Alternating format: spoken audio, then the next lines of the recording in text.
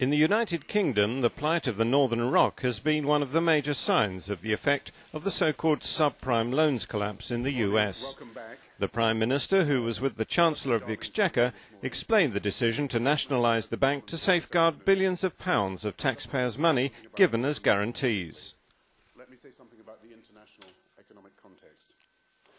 The global financial turbulence that started in the subprime mortgage market in America has seen a sharp downturn in the American economy, the biggest write-off of assets in the history of the financial sector, already over $100 billion, a sharp fall in bank shares, some down 50%, and is now leading to a rescue plan being considered in America for the troubled monoline insurance industry. In Europe, in addition to the write-offs at Societe Generale prior to the discovery of fraud, 3 German banks with a potential write-offs running into billions of euros have either been taken over or had to be rescued by state-owned banks. And last week, the German government injected a further €1 billion into one bank. All my conversations with world leaders are dominated by the issue of global financial turbulence. Because we are the most open economy in the world and one of the major centres for financial activity, obviously Britain is affected by sharp changes in the global financial markets.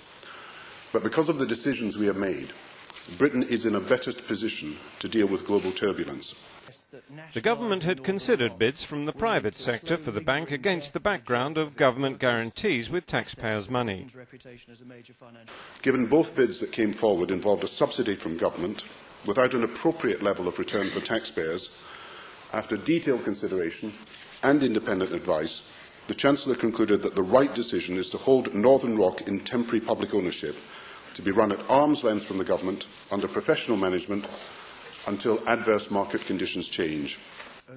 And the Prime Minister was hopeful about Chinese involvement in a Darfur ceasefire. I've talked to the Premier Wen about Darfur in some detail when I was in China.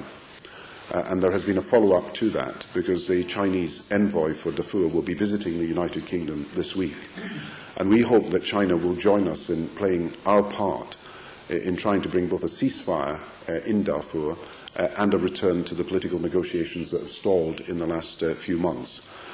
We have a developing refugee problem. It stretches right across to Chad. It is something that the United Nations has expressed its views about in the last few months. I believe that China, Britain and the other members of the Security Council can work together to get the African UN police force into Darfur, to get a ceasefire, which includes looking at every option necessary to achieve that, and then to get political talks moving forward. And on Kosovo, he had this to say about British and European involvement. We have got both civilian and military forces in Kosovo preserving the peace. I mean, I realise that these are difficult days. There's an uncertainty because Serbia's attitude to what has been declared by the Kosovans as independence is something that's got to be taken into account, and we understand that they have difficulties with the decision. But this will be a European decision that will be announced this afternoon after the meeting of the foreign ministers, and I don't want to presume the results of that meeting here now.